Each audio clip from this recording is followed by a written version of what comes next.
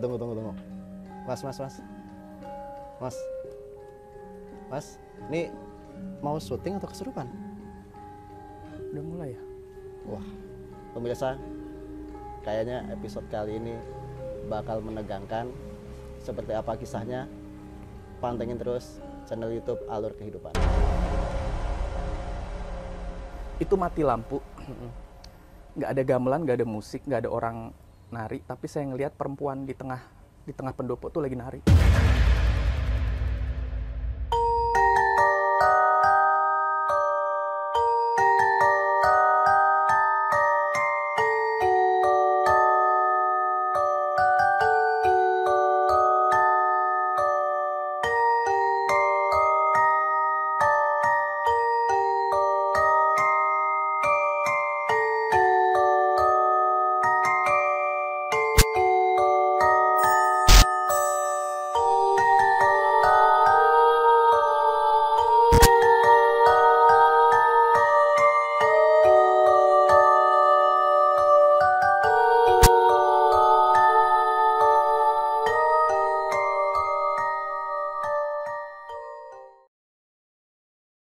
Mas, udah sadar?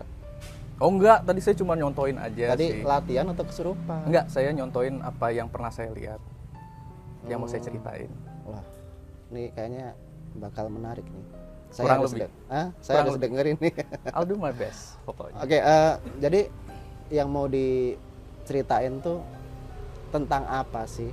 Oke. Kok tadi pakai begini-begini? Oh ya, itu yang saya lihat. Jadi saya mulai dari awal dulu ya. Jadi tahunnya itu kalau nggak salah 2003. Itu saya lagi persiapan preparing mau masuk kuliah. Terus saya menghabiskan waktu liburan saya itu di rumah keluarga besar di salah satu keraton di area Jawa Tengah. Keraton itu cukup besar lah, itu cukup terkenal gitu. Di luarnya itu tuh ada apa sih? Ada pendopo besar gitu, tempat family gathering dan biasa buat acara-acara adat itu dilangsungkan tuh selalu di situ. Keraton ya? Yes, absolutely. Waktu saya nginep di sana, saya tidur di sana sama sepupu-sepupu saya, sama saudara-saudara saya itu. Waktu itu masih zamannya BlackBerry, saya masih ingat banget, masih zamannya ya bener BlackBerry, sorry. Masih zamannya BlackBerry. Itu ya kita anak-anak gadget at that time gitu kan, kita chattingan gitu, browser apa segala macam gitu kan. Terus ada momen itu betul-betul tiba-tiba memang ada pemadaman listrik waktu itu unpredictable situation banget memang. Terus begitu lampu udah black out itu semua, gabut dong kita, apalagi maksudnya handphonenya udah pada berapa persen gitu kan. Akhirnya udah kita cari aktivitas lain gitu kan. Begitu kita cari aktivitas lain, akhirnya kita sepakat main petak umpet yuk. Waktu itu. Tapi areanya masih sekeliling keraton, masih area sekeliling keraton, itulah intinya. Oke, terus ada peraturan ngumpetnya itu cuma di area dalam aja, di area tempat kita tinggal. Nggak boleh keluar-keluar, karena di luar tuh maksudnya itu luas banget ya. Jadi ada aturan-aturannya. Yes, gitu. Sepakatan iya, itu maksudnya, ya yang main petak umpet. Waktu itu memang saya cukup kompetitif kalau main permainan apapun gitu, bahkan di video game pun saya cukup kompetitif. Saya nggak mau ketahuan nih duluan, I breaking the rules. Saya keluar. Jadi saya ngumpetnya mesti di dalam, saya ngumpetnya di luar waktu itu. Jadi pas waktu saya keluar itu, saya nunggu tuh gitu di sebelah pendopo, tapi nggak persis. Jadi posisinya itu pendoponya di depan saya di seberang.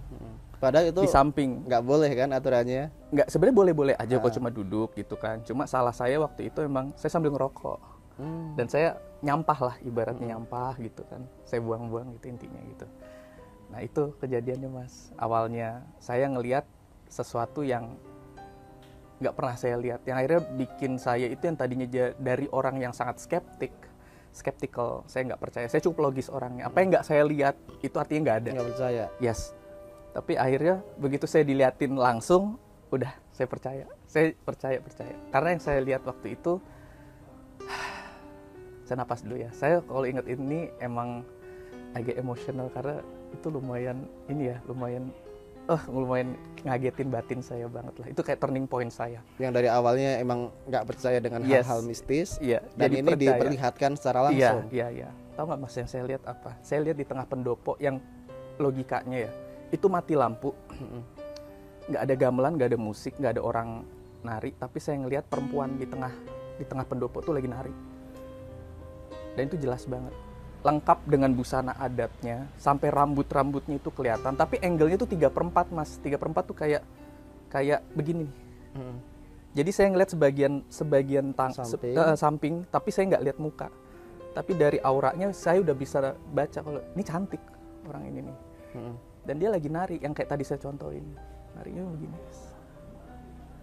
Anggun banget.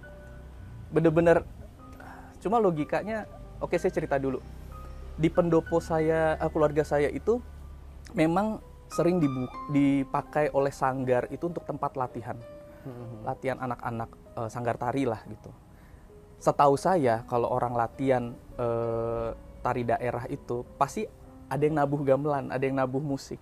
Dan Lengkap itu jumlah yes. Dan yang latihan tuh juga banyak dari orang dewasa sampai anak-anak, dan agemannya itu pasti itu pakai baju kaos lah, intinya pakai kaos, bawahnya baru pakai jarik. Pakai kain gitu kan supaya terbiasa.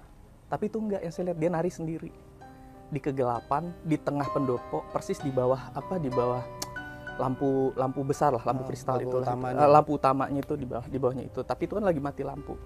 Logikanya seharusnya dengan jarak pandang seperti itu seharusnya nggak kelihatan, tapi saya lihat gelap pula kan. Yes, tapi saya lihat itu jelas banget. Saya tahu apa yang saya lihat, itu jelas banget Mas. Saya penasaran dong, saya masih sambil ngerokok, ini kok ada gitu. Tapi waktu itu saya nggak mikir aneh-aneh, karena itu tadi saya masih skeptis kan. Masih nggak percaya. Saya nggak percaya gitu-gitu. Yang waktu itu pikiran saya cuma mikirnya emang ada yang nari kali gitu. Atau tapi halusinasi. Pengen lihat dong gitu. Saya mendekat. Begitu saya mendekat, kan kalau pendopo kan namanya bangunan kan pasti ada pilar-pilar ya Mas ya. Itu selayang pandang dari satu pilar saya masih lihat dia masih ada. Saya pas begitu jarak pandangnya udah ketutupan satu pilar, dia udah nggak ada.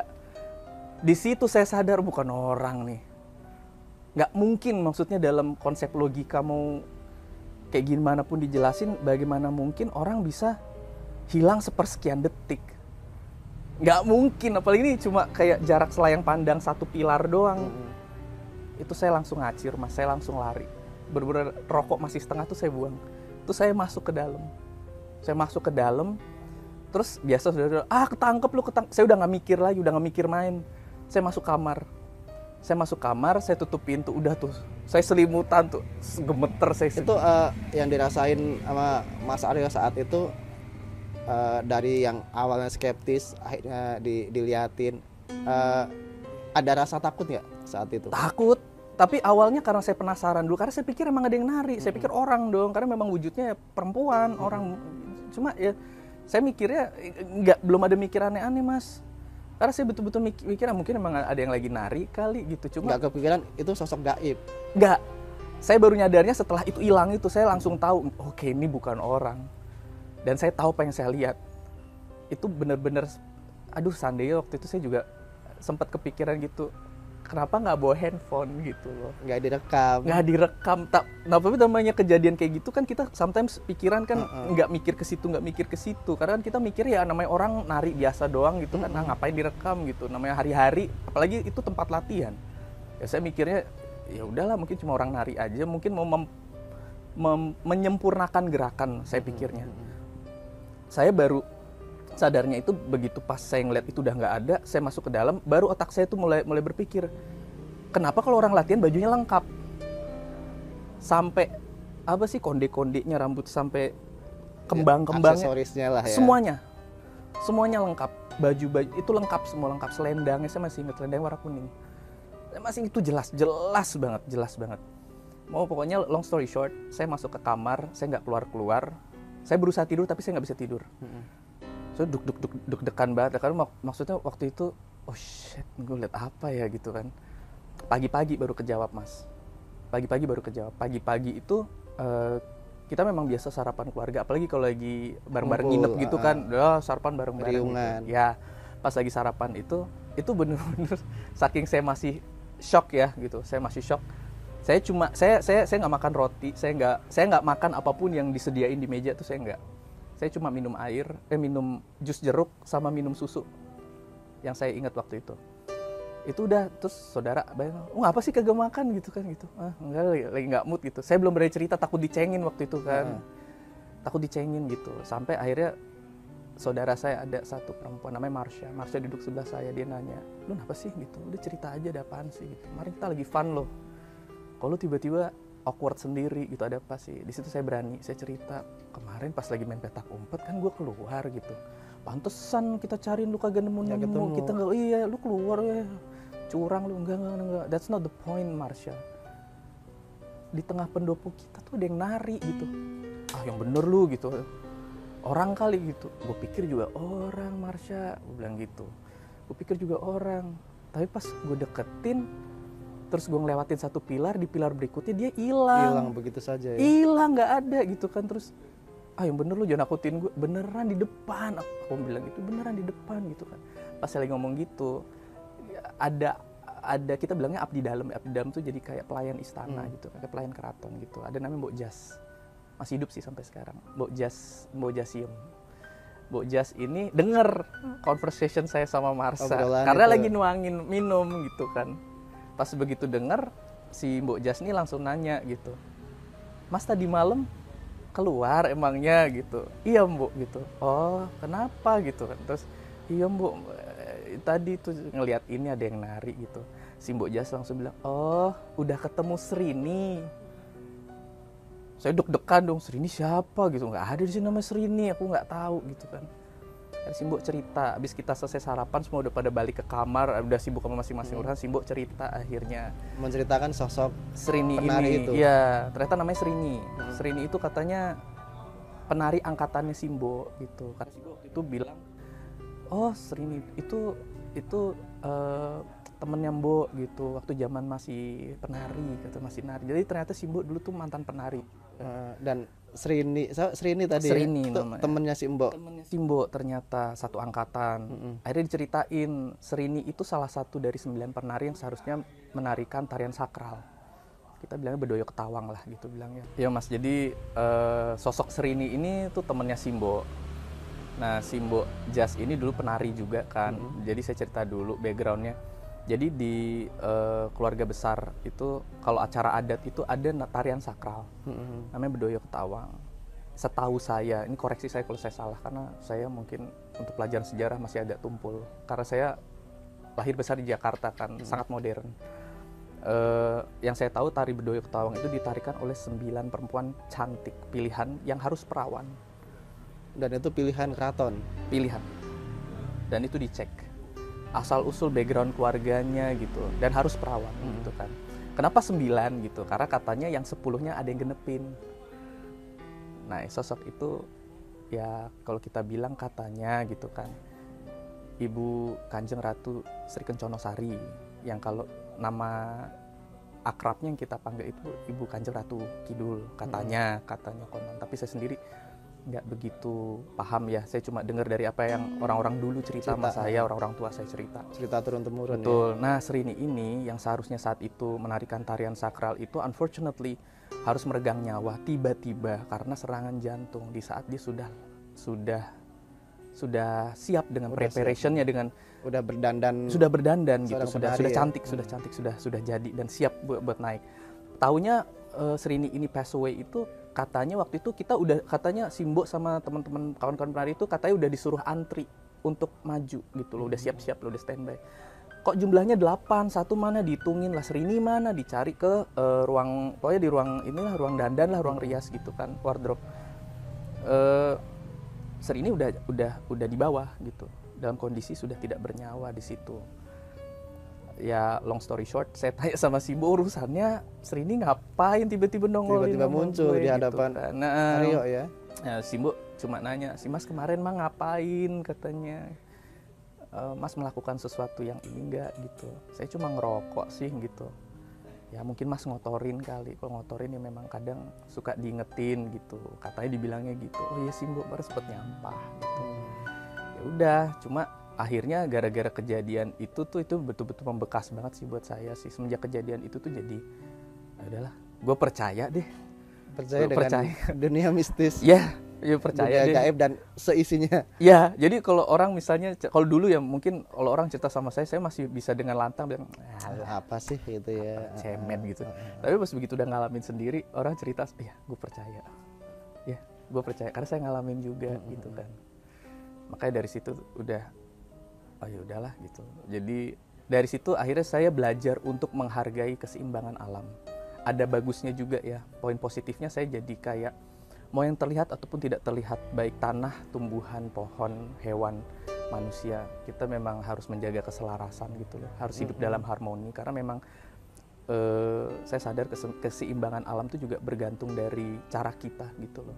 Yang kalau di agama Islam kan diajarkan memang manusia itu kan diciptakan salah satunya fungsi itu sebagai khalifah yang berjalan di muka bumi untuk menjaga seisinya Alam juga dan alam dan seisinya gitu kan. Dari situ saya mungkin saya diingatkan supaya mungkin saya tidak boleh takabur, tidak boleh sombong, menghargai apa yang tidak terlihat. Betul. Gitu kan. Cuma memang itu memang turning point saya sih gitu. Alhamdulillah ada bagusnya juga gitu. Walaupun memang sempat beberapa tahun belakangan itu saya berusaha menghilangkan lah gitu. Tapi itu akhirnya jadi turning point core memory saya gitu untuk oh ternyata emang ada ya gitu kan. Dan sampai sekarang masih termemori banget, teringat banget ya. Masih. Jadi kalau misalnya ditanya, sebenarnya pengalaman yang agak ganjil sebenarnya saya ada beberapa sih mas. Cuma yang core memory saya yang saya paling ingat itu, karena itu betul-betul mengguncang mental saya gitu. Saya tidak pernah melihat sesuatu yang begitu indah, tapi di sisi lain juga menakutkan gitu loh. Sosok Cantik gaib loh. ya. Cantik loh. Maksudnya dari angle 3/4 aja itu kelihatan gitu loh. She's beautiful. Saya nggak sempat lihat mukanya, tapi yang saya tahu dari aromanya kecium mas, aromanya wangi melati, wangi banget, santer, wanginya kencang. Terus dari bentuk badannya, apa gerakannya, saya tahu ini perempuan cantik. Body goals banget ya. Bagus. Porsi model lah kalau kita bilang zaman sekarang tuh cantik banget soalnya.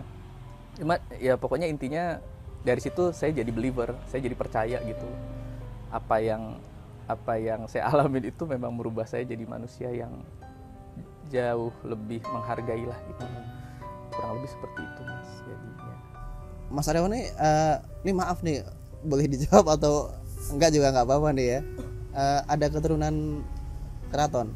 Ada, walaupun bukan garis langsung tapi masih ada. Makanya saya masih punya akses buat main gitu, masih datang gitu, masih bisa. Karena nggak sembarangan ya bisa datang ke sebuah keraton ya. Karena sampai sekarang kan juga itu masih ditinggalin ya. Gitu kan.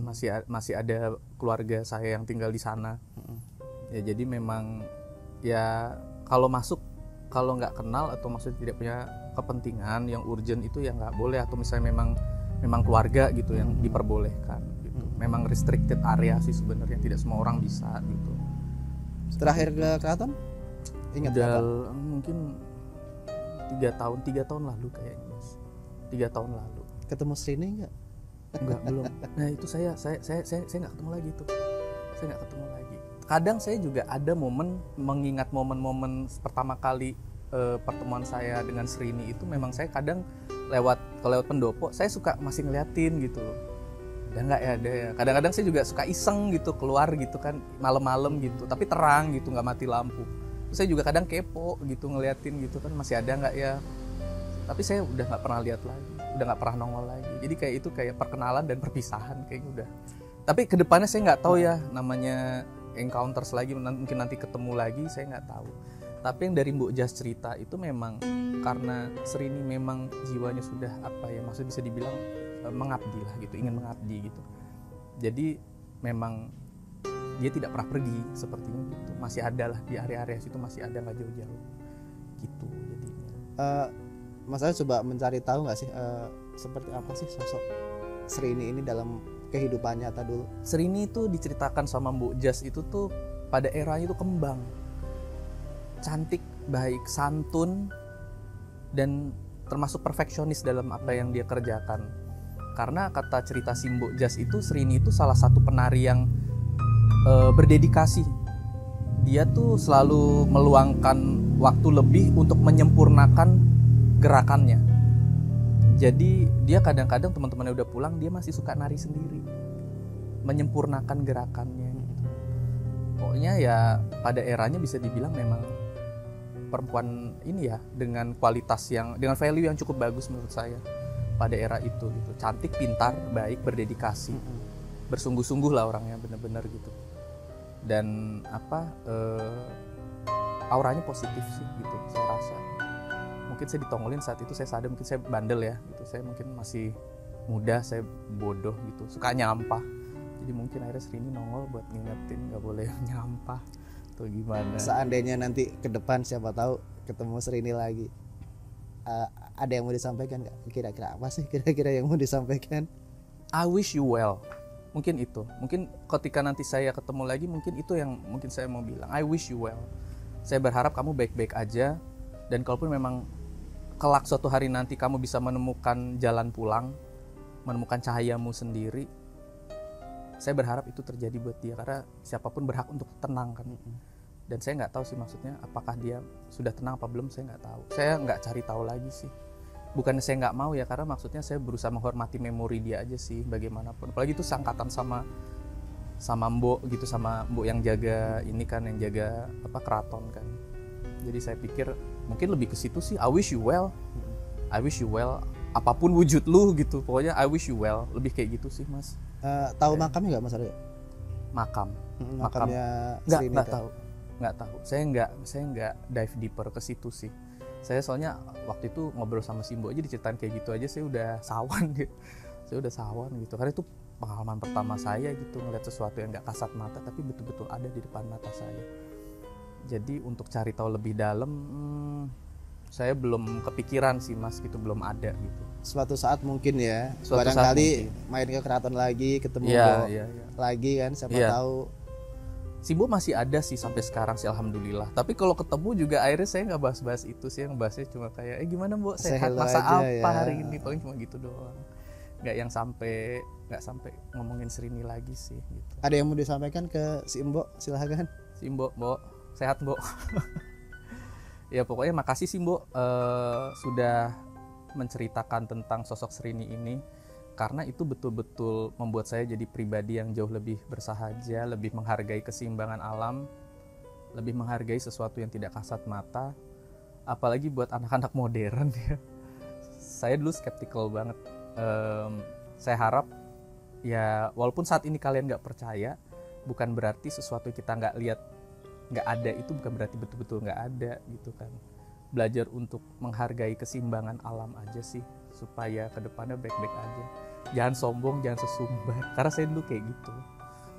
Saya kalau orang ngomong, ada ini gitu, alah, Nggak percaya. Iya, kayak gitu. Alah apa sih? Sampai saya ditongolin sendiri. Jadi dari situ.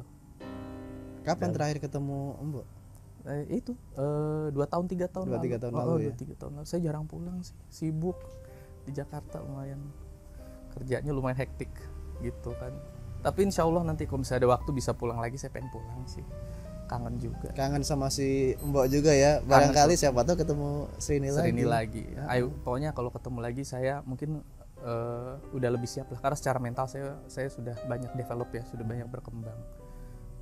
Saya yakin insya Allah saya bisa lebih siap sih gitu. Makanya tadi begitu ditanya mau sampein apa, saya dengan lantang bilang I wish you well gitu. Karena dari ceritanya beliau sosok yang baik, jadi ya saya cuma pengen ingat memori yang baik-baik aja gitu.